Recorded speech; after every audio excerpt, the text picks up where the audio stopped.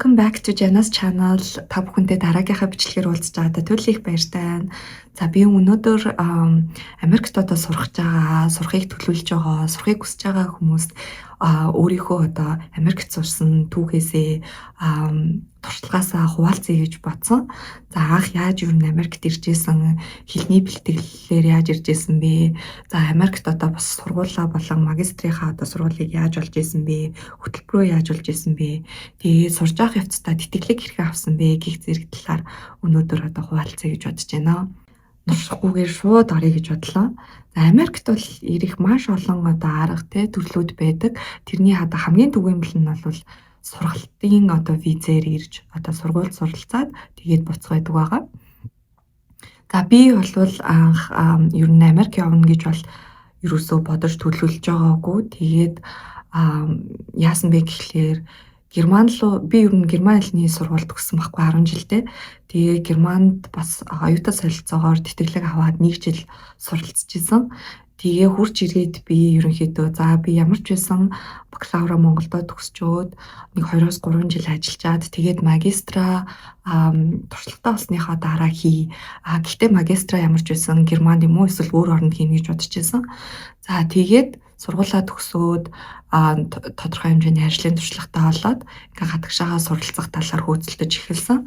За Герман руу тэтгэлэг хөөцөлтүүд ерөн сүүлийн шатанда тэнцээд нөгөө Германыхаа талаас тэнцэн гэдэг хариу авсан ч гэсэндээ яг Монголын талаас болохоор чи тэнцээгүй гэдэг хариу тухайн үед иржсэн. Тэгээд би тухайн үед бас жоохон хүүхдээсэн болохоор нэг тэгж араас нь явж хөөцөлтөөгүй юу болчих вэ энэ гэж асуугаагүй. Одоо гэхдээ бодоход жоохон мафантай юм шиг санагддаг.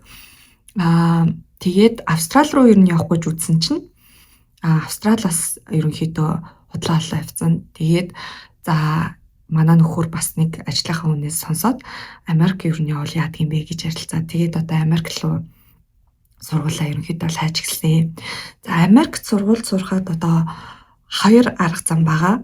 За нэгдүгээр нь гэх юм бол яг тухайн хувь хүн өөрөө сургуулаа олоод тэр сургуулиудаа хувь дээр apply хийгээд програмаа аваад тэгээд ерөнхийдөө бичиг баримтаа мөрдүүлээд визнийхээ материалуудыг бүрдүүлээд ингээд явах. Эсвэл зуучлалын компаниуд гэж байдаг. Тэгээд тэр зуучлалын компаниудтай очиж уулзаад тэгээд тухайн зуучлалын компани чинь ерөнхийдөө таныг одоо ингээд хөтлөөд сургуулийн чинь болон програмын чинь таны одоо хүссэн бажет болон одоо хэлний мэдлэгт чинь тохируулаад цаашдын зорилгот чинь тулгуурлаад ингээд өгөх гэсэн тийм 2 арга зам байгаа. За миний хувьд болохоор би яг үүндээ бушуухан шиг л явах юмсан. За Монголоос гараад одоо магистртаа бушуухан явмаар байна гэдэг нэг тийм үе дээрээ ирсэн байсан. Тухайн үед одоо оюунлаг төвгээд төв дээр очиод тэгээд оюунлаг төвийн чимдээ эгч маань надтай ярилцаад за чамд ийм сургуулиудын боломж байна. Ийм хотуудад ийм сургуулиуд байгаа. Энэ тэдэн оноо шаардна ингэн тэгнэ гэдээ ерөнхийдөө зөвлөгөөг нөгөөд бол явж исэн. Харин зуучлалын компаниар явах гэж байгаа бол би нэг зүйлийг бүр маш сайн анхаарасай гэж бодож байна. Яагаад вэ гэхлээр зуучлалын компаниар хэрвээ та одоо сургалтын визээ хөөцөлдүүлэх гэж байгаа, сургуулаа олох гэж байгаа бол нэгдүгээрт яг ямар зуучлалын компанитай явах вэ гэдгийг аягүй сайн харж судалж ээж авахгүй бол бас зуучлалын компани болгон тийм сайн биш. Хоёрдугаарт тэр хүмүүс зарим зуучлалын компаниуд бол үнэхээр юм сками зүгээр таны мөнгийг л аваад одоо танд яг туслая гэсэн тийм одоо сэтгэл байдаггүй юм шиг санагдсан. Би Америкт ирчээд одоо ингээд зөндөө олон монгол хүмүүстэй танилцж байгаа шүү дээ. Тэгэнгүүт зуучлалын компаниар орсон. Тэгээд нөгөө зуучлалын компани ингээд худлаа хэлээд худлаад сургуулийг айгу ингээд өөрөөр танилцуулаад тавиад ирсэн. Аль эсвэл бүр нэг хүнээс ингээд $10,000, $20,000 авсан. Тийм юмнууд бас гарч исэн. Тэгэхээр нэгдүгээр зуучлалын компаниар хэрвээ явъя гэж бодож байгаа бол тэр тухайн компани маш сайн судлах хэрэгтэй шүү гэж хэлмээр байна. Америк бол маш том улс маш сайн одоо Ivy League-ийн сургуулиуд байгаа. За тэрний одоо арай доодох гэхдээ бас маш чанартай сайн сургуулиуд бол бас зөндөө байдаг. За тэр хэрээр төлбөр нь бол маш өндрөө. За мөн одоо энгийн дундаж коллеж сургуулиуд, universities ч гэсэн байгаа тухайн мужийнхаа бас чанаргүй зөвхөн диплом үйлдвэрлэдэг тийм сургуулиуд бол маш олон байгаа. Тэгэхээр тухайн хүн одоо ямар сургуулийг яаж сонгох вэ гэдэг нь бол цэвэр одоо тэр одоо хувь хүний асуудал байгаа. Тийм болохоор ер нь Америкт л сурж ийн гэвэл одоо айгүй мундаг гэсэн үг бас биш шүү. Америкт бас яг Монголд идэх шиг янз бүрийн зөндөө олон сургуулиуд байгаа.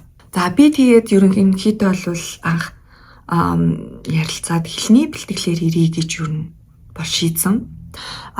Миний англи хэл бол бүр айхтар тийм агсан түвшний лаг мундаг бол байгаагүй. Гэхдээ ямар ч байсан ойр зургийн юм ярьцдаг. Уншаад бол ойлгодог. Бичгийг тулах юм бол нэг жоохон биччихдэг. Нэг тиймэрхүү л байсан. Нэгдүгээр сайжруулъя. Хэлээ сайжруулж иж би ер нь сайн сургуульд орох юм байна. Тэгээд сайн сургуульд ороод одоо ингээд цаашаага ер нь юм төлөвлөе гэж шийдсэн. Миний сонгосон сургууль бол хэлний бэлтгэлтэй тэгээд магистрийн програмтай үргэлжлүүлээд тэндээ магистраа бас төгсөөд явах боломжтой тийм сургуулийг би сонгож бол анх ирж исэн. Магистраа хийх гээд ирж байгаа эсвэл одоо сурах гад Америкт ер нь сурах гад ирж байгаа хүүхдүүд ах юм бол би бас ингэж зөвлөх байсан. Юм хүн болгон хэлтгэлтэй тий хэлээд энэ Монголдоо сайн сураа гэд энд ирээд одоо сурна гэдэг айгүй хэцүү шүү гэж хэлдэг тий. Тэр бол яалтчгүй хүнээ. За би өөрийнхөө туршлагаас арай л та би ингээд анх сургуультай ингээд хэлний бэлтгэлээр ирж байгаа штэ. Тэгээ хэлний бэлтгэлд ороод ингээд хамгийн анхны өдөр хэлний бэлтгэлээ эхлүүлсэн чинь би ингээл нөгөө нэг айгүй олон international student одоо ингээ олон улсын оюутнууд ороод ирсэн ингээл хэлмэл сураалт гэх юм болохоор буухад ирсэн чинь ингээ манай ангид одоо сууж байгаа хүүхдүүдийн баг 90% 95% ч юм уу баг монголчууд байсан. Ингээд 20 хүүхэд ангид сууж байгаа бол бараг 16 7 нь монголчууд. Тэгээд нэг одоо испани охин ч гэдэг юм уу тий. За нэг араб залуу, нэг хятад оюутан ч гэдэг юм уу нэг тийм л байсан. Тэгээ би бүр ингээд анх шоконд ороод юу юм ч та би тэгэхээр ч та англи хэл яаж сурах юм бэ? Ингээд баг Монголоос гараад Монголд хүрээд ирж байгаа юм шиг яг тийм мэдрэмж надад төрж исэн. Тэгэхээр ер нь бол хилээ Монголдоо айгуу сайн сураад ирсэн нь бол илүү хэрэгтэй. Гэтэ яг хэлний бэлтгэлд ингээд сураад нэг давуу тал нь болохоор ер нь ингээд нөгөө бас цаг хугацаа хождог гэх юм уу. Одоо шууд магистртаа нэг сургуульд одоо мэдхгүй ирчдэг. Тэр сургууль нь үнэхээр таалагдахгүй болвол бас айгүй хэцүү. Яагаад гэвэл нэгдүгээр хугацаа алдна, хоёрдугаар тал эзэн төлбөр мөнгөө төлсөн тий. Тэгээ тэр сургууль нөгөө эхний семестрт төлсөн мөнгийг ер нь бол сургуулиуд бараг буцааж олгодгүй. Тийм болохоор тэр мэрийгээ шилталах юм бол хэлний бэлтгэлд очиод ер нь ямархуу тий сургууль байна энэ төр гэдгээ сайн хараад ингээд явал бас зүгээр л санагдсан л та. Тухайн сургуульд өөрийнхөө одоо нөгөө хэлний бэлтгэлд байгаа сургуультай ер нь цаашдаа магистраар сураахгүй гэж ер нь бол шийдсэн. За би бол гайгүй сургуульд сурмаар байна гэдэг тийм одоо хүсэлтэй болсон гэх юм уу та. Тэгээ ер нь за хэлээ сайжруулъя гэж шийдээд хэлээ бол одоо ингээд сайжруулсан байгаа. Тэгээд хэлний бэлтгэлд сураад явж байгаа хугацаанд IELTS 2 удаа өгсөн би. Эхний удаадаа болохоор 7 авлуу 7.5 авлуу. Тэгээ би ер нь бас гайгүй сургуулиуд руу апплайд гэж шийдсэн байсан болохоор дахиж нэг өгөөд тэгээ хамгийн сүүлийн хэрэг 8.5 авсан баг. Худлаа яриаг бол 8.5 авсан шиг санагдаж байна. За тэгээ IELTS оноо манагаа аваад ингээд тэгээ ер нь Америк дахь бас амьдралтайгаа танилцаад ингээд сураад тэгээ ингээд явж байхад бол ер нь бас нөгөө сургуулиудаа давхар ингээд судлах бас цаг хугацаа орж ирж исэн. За сургуулиудаа апплайд болохдоо би болохоор ингэж апплайдж исэн. Нэг маш тэг мундаг одоо топ ер нь сургууль гээд хоёр топ сургуульд аппликейшн өгөөд тэгээд нэг дундад сургууль тэгээд нэг ерөнхийдөө жижигхэн тэгсэн ирнэ бас гайгүй чанартай тийм сургууль тийм дөрвөн сургуульд би ерөнхийдөө апплайдж исэн. За тэгээд энэ мастерт ер нь апплайдахынхаа өмнө оюутнуудад нэг захих юм гэх юм бол early admission гэдэг байдаг. Тэр early admission-д нь ер нь үгэх юм бол таны одоо сонгогдох хүссэн одоо програмд орох тэр өвчин бол илүү нэмэгдэнэ, шанс ч юм бол нэмэгдэнэ. Дээрэнд нь early admission-тай бол application өгч ирсэн. За энэ early admission-ы үеэр өмнөх нь би бас одоо сайн мартчихжээ. Ерөнхийдөө ингээд бас нөгөө сургуулиуд өөрсдийгөө нөгөө оюутнуудтай ингээд оюутан болох хүсэлтэй хүмүүстэй бас танилцуулаад тийм янз бүрийн өдөрлөг одоо эсвэл одоо тийм өдөрлөгөл их бах та тийм интервью маркетинг тим юмнууд айгүй их зарладаг. Тэгээ би болохоор DC-ийн хажуу талын DMV area гэж ярьдаг тэр одоо газарт амьдардаг байсан. Тэгээ миний тэр амьдарч байсан газарт болохоор маш тийм сайн сургуулиуд ихтэй. За Georgetown, George Washington University, тэгээд American University шүү ингээл янз бүрийн сургуулиуд байсан. Тэгээ би болохоор Georgetown, George Washington University, тэгээд Catholic University of America лөө. Catholic University гэдэг тэр бас айгүй сайн сургууль. Тэр сургуульд тэгээ бас нэг өөр жижигхэн сургууль. Гэхдээ тэр бас айгүй сайн сургууль байсан. Даач нэрийг мартчихжээ. Тим дөрвөн сургуульд аппликейшн өгч байсан. Би Georgetown-ы өдөрлөгт нь болохоор ерөөсөө очиж мочиж ингэж амжиж байгаагүй, чадж байгаагүй. Зүгээр аппликейшн өгөөд ингэж материалаа бүрдүүлээд өгсөн байхгүй юу.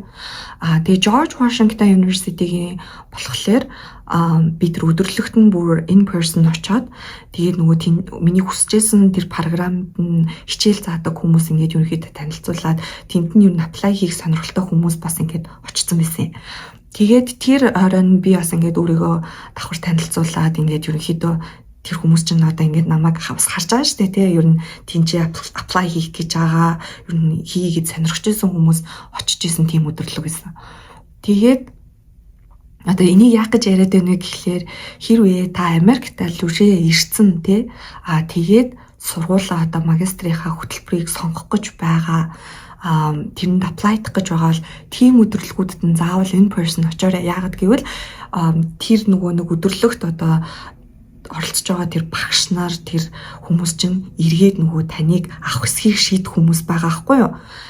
Тэр хүмүүс хэрвээ та ингээ харагдаад одоо сайхан сэтгэл төрүүлж чадах юм бол тэр олон зуун мянган apply хийж байгаа хүмүүсээс та илүү онцгой нь бол гэсэн үг л дээ. Бакалаврт би бас адилхан байх гэж бодож байна. Гэхдээ би өөрөө бакалаврт apply хийж байгааг болохоор сайн мэдэхгүй байна. Гэхдээ ер нь бас адилхан тийм process явдаг байх л гэж би бодож байна. Тэгээд тийм өдөрлөгүүдэд нь ер нь хэрвээ та Америкт байгаа бол очоод ингээд өөрийгөө танилцуулах юм бол таны одоо тухайн програмда тэнцэх магадлал чи ирсний мэдээ шүү гэж хэлмээр байна. За тэгээ би бусад сургуулиуд дээр ч гэсэндээ ерөнхийд нь өдөрлөгт нь очиж исэн.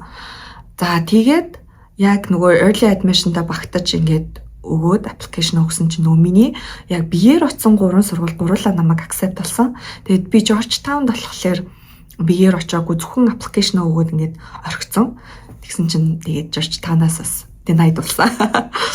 За тэгээд тэрэнд бол гэхдээ нэг харамсахгүй байгаа. Яагаад гэвэл би George Washington University-г сураад одоо магистрийг хамгаалаад ингээд төгссөн. Тэгээд GW бол одоо маш нэр хүндтэй. Одоо энэ DMV area-д бол хүн болгон л мэддэг GW-г. Тэгээд маш нэр хүндтэй сургуулийг, маш гоё програм, тийм миний яг хүсэж исэн одоо програмыг би ингээд магистрийг төгсөөд одоо бор зүрхээрээ яваад төгсөндөө бол туйлын баяртай байгаа. Би баг энэ сургуулиудад Georgetown GW-д юу аппликейшн өгөхгүй гэж бодож исэн. Яагаад вэ гэхлээр би угаасаа сургалтын төлбөрийг бол дийлэхгүй юм байна гэж би ер нь бол өөрөө бодож исэн л та. Яагаад гэвэл за жишээлх юм бол GW одоо яг намайг тухайн үед сурж байхад яг миний програм бол бараг $60,000, $72,000 ч юм уу. Тийм үнэлгээтэй байсан. 2 жилийн хөтөлбөр нь.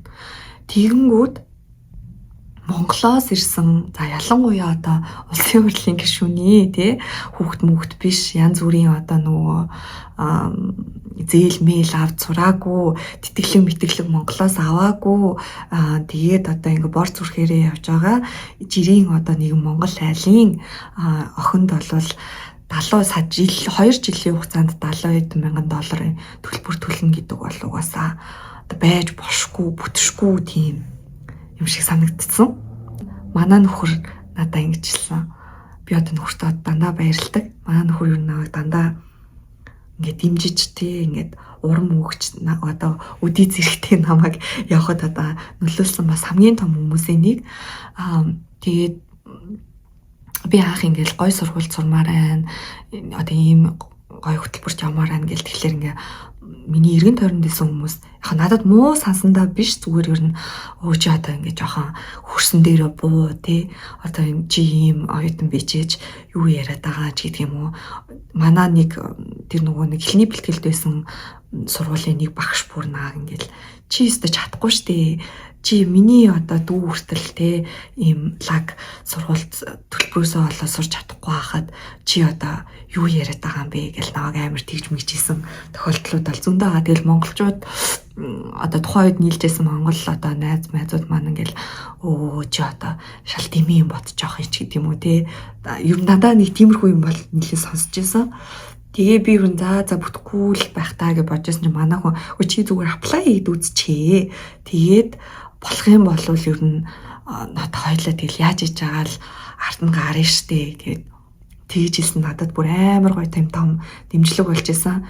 Тэгээд яг apply хийгээд тэнцэн тэр мэдээгээ ингээд маань хөр бит хоёр ингээд машинд Uber-т явж хагаад мэдээд бүр ингээл амар бүр хагартлаа баярлж байсан. Бүр амар баярлал ингээл маань хөр ингээд баг миний өмнөөс баг илүү ингээд надаас илүү баг баярлсан баха. Тэгэл бит хоёр бүр ингээл амар баярлал бүр ингээд гэрлүүгээ ингээл аюу баяртай орж яснаа би бас одоо л сандаг.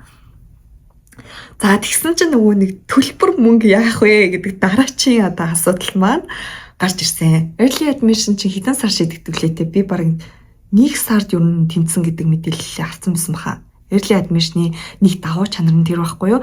Та ингээд аль дээр тэнцсэн бүх юмаа ингээд авцсан. Тэгээд 8 сарын сүүлээр хичээл маань эхлэх.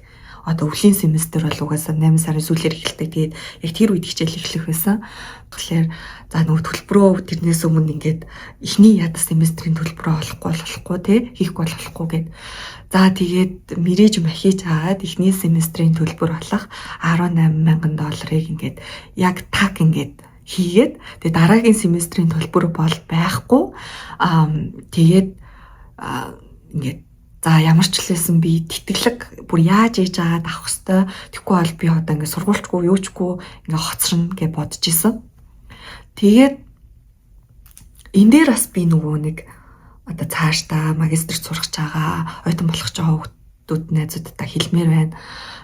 Бүр аль эртнээс ямар нэгэн сургуульд орё гэж бодож байгаа л нөгөө тэтгэлгийн хэсэг рүү орж байгаад бүр аабигүй бүгдээр ингээд уншаад сайн судлаад тэгээд өөрийгөө чадна ч гэж бодсон бэ чадахгүй ч гэж бодсон бэ зүгээр л сайхан бүх материалыг бүрдүүлээд өгөх хэрэгтэй. Би нэг юм дээр алдсан. Яг тэгэхээр GW-д юу н орохыг амар хүсэж байсан хэрнээ нөгөө тэтгэлгийн хэсгийг юусоо хараагүй. Тэгсэн чинь GW-гийн Монголд байгаа хүмүүс ах юм бол мастрын одоо тэтгэлэг байдаг. Тэр нь бүр ингээ Mongolia гэдэг ингээ орцсон Монгол оюутнуудад нээлттэй 100%. Тэгээд тэр тэтгэлэг нь болохоор 100% төлбөрийн бүр төлдөг тийм тэтгэлэг байсан. Тэгтээ apply хийхээс өмнө нөгөө тэнцэн гэсэн хариугаа авахаас өмнө тэр тэтгэлэгт бас материалаа явуулах хэрэгтэй байсан баха. Тэгсэн чинь би аль үшээ apply хийгээд тэнцэн гэсэн юугаа авцсан. Тэгээ бас Америкт орж ирээд хэдэн сарын дотор ч үлээ тэрийг өгөх хэрэгтэйсэн шиг санагдаж байна. Та хэд бас нөгөө тэр вебсайт руу ороод үзээ. Мэдээллийн талаар хараад үзээрэй. За тэгээд би ингээд нэг тэтгэлгээс ингээд хусагдчихж байгаа хгүй. Тэр нь бүр аюу гоё боломжтой тэтгэлэг байсан ч хусагдсан. За тэгээ би өөр одоо ингээд янз бүрийн одоо F1 буюу тэгээ international students долгогддог тэтгэлгүүдийг бүр ингээд аюу их ингээд хайсан.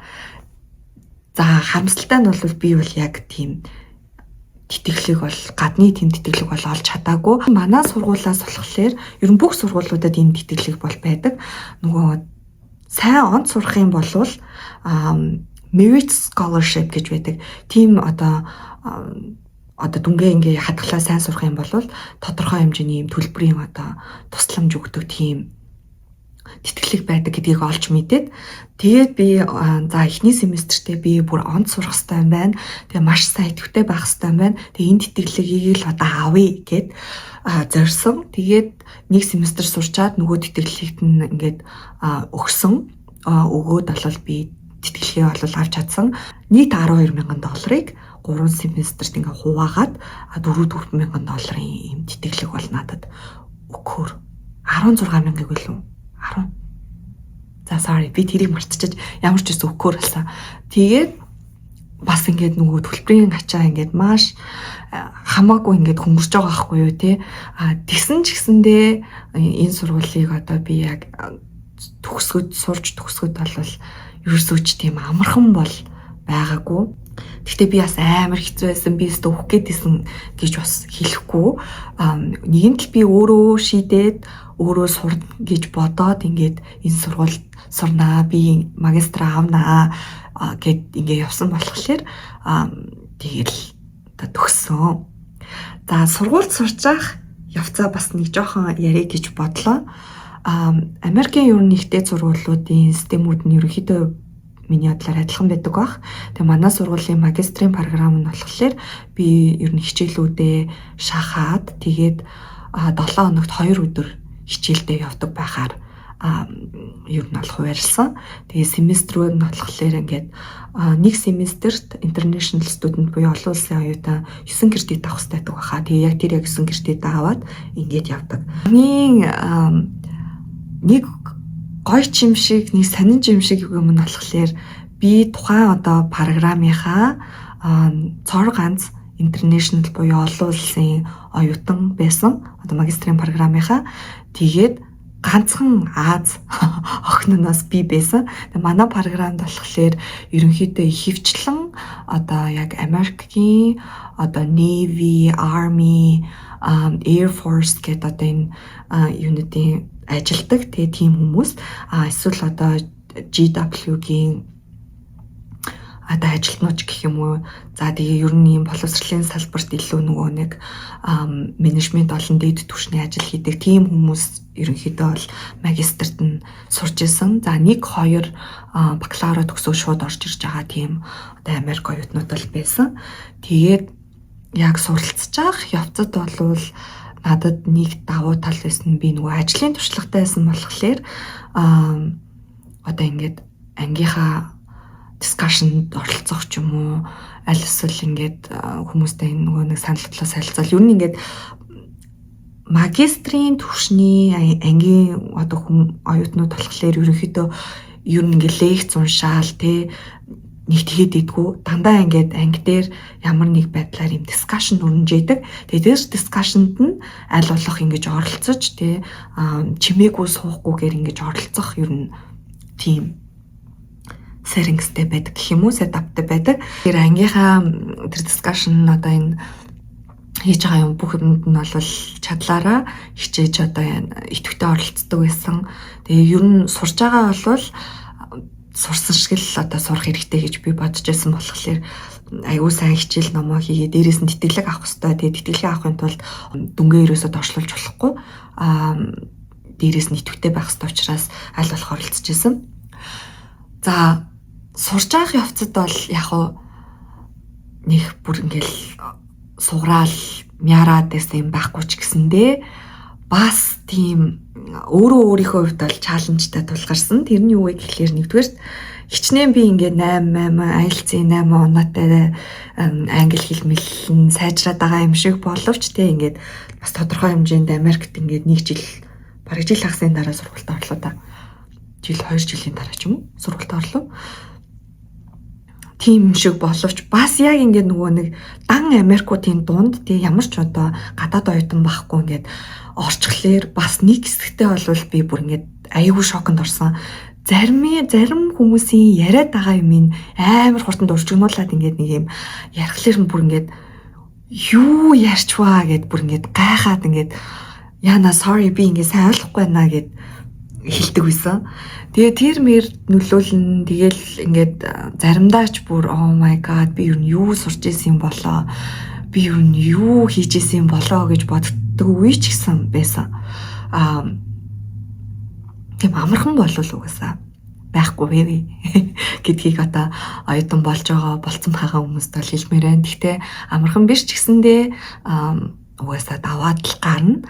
Ийм л сурна гэж зорьсон юм чинь тэгэл сурах шүү манайхаа гэж хэлмээр байна. За Тэгээ би ерөнхийдөө нөгөө нэг жил хагасын дотор 2 жилийн хөтөлбөрөө ер нь шахаад жил хагасын дотор дуусгасан. Гэхдээ одоо би бодоход жил хагасын дотор дуусгах шаардлагагүй байсан юм байна гэж ер нь бол бодож байгаа. Зүгээр 2 жилээ 50% юу ингээд төгссөн бол надад илүү ашигтай байх юм болов уу гэж бодгоцсон. Яа тэгэхээр би яг төгсөөл тэг байжсэн чинь ковид болоод тэгэл ингээл замхарсаа. Тийм болохоор ер нь 2 жилдээ бараг зүгээр сурцсан илүү байсан юм болов уу гэж бодгоцсон. Магистрт бас сурж байгаа явцдаа миний нэг одоо маш том алдаа гэх юм бол хүн ингээ магистрт сураад програмдаа эсэж ороод шууд ажиллаа дараагийнхаа одоо алхмыг бэлдэх хэрэгтэй гэдэг юм билээ. Би тэрэн дээр бүр маш том алдсан. Би ороод за юу ч гэсэн нөгөө сургалтын төлбөрөө хийгээд сураад төгсөөдхий гэж бодож исэн чинь төгсөх цаг болцсон. Тэгээд төгсөөд ажиллаа хандаа гэж бодсон чинь хүмүүс чинь төгсгөөсөө өмнө бүр айл ингээ эхлэхээс ахуулаад ажиллаа хаагаад дараагийнхаа тэр ажлуудтай ингээ бэлдээд интерншип мэд ингээд ороод ингээд туршлага хуримтлуулад явж идэм юм бэлээ. Ялангуяа олон улсын оюутан тэ болвол сурж байгаа явцдаа интерншип хийгээд эсвэл одоо өөр газруудад тэ ажиллаад CPT бас хийж болдог. Тэгээд ажиллаа ер нь олцсон байх хэрэгтэй гэдгийм билээ. Сурахынхаа хажуугаар тэр networking хийх. Тэр бол маш чухал. Ялангуяа магистрийн оюутнуудад ер нь магистрт сурж байгаа хүмүүс маань хамт сурж байгаа хүмүүстэйгээ networking хийх. Боёо тэр хүмүүстэй одоо танилцаад ингээд тэ одоо туршлага хуваалцах experience-ийг ингээд өөртөө нааж авах. За тэгээ эргээд бас нөгөө дараачийн ажлынхаа карьерт бас нөлөөлөхөд одоо маш том гүүр болтгоо гэдгийг би бүр дахин одоо сурж байгаа болон сурах гэж төлөвлөж байгаа хүмүүст хэлмээр байна. За хоёрдугаарт гэх юм бол сургуулийнхаа одоо resource-ийг бүрэн одоо ашиглах те ялангуяа одоо магистрт сурж байгаа бол одоо янз бүрийн нөгөө нэг компаниудтай ингээд хайр хийхэд одоо ингээд ийм янз бүрийн тийм resource зөндөө байдаг байхгүй. За тэд нарыг ингээд бүр тултал нь ашиглах хэрэгтэй. Тэгээд бас нэг том гүүр болвол одооноос internship буюу өөрийнхөө одоо тэр карьерийн дагуу ямар ч хамаагүй тэр ажилд юу нь бол орж явах хэрэгтэй. Миний хамгийн том алдаа гэх үү одоо юу гэх одоо сургамжл юм да тий болвол ер нь сурах явцдаа сурхаас гадна тэр карьертаа илүү анхаарч одоо тэр тал дээр илүү ажиллаж чадаагүй нь бас миний маш том одоо эргээд харахад ажиллах ёстой зүйл байсан юм байна гэж бодож байгаа.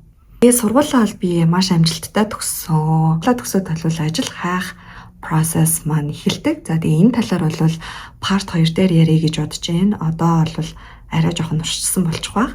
Тэгээ хэрвээ та сургуулаа төгссөний дараах амьдралын талаар сонсомоор байвал комент бичээрэй. Тэгээд subscribe хийгээрэй. Тэгээд дараагийнхаа бичлэгээр уулзцгаая.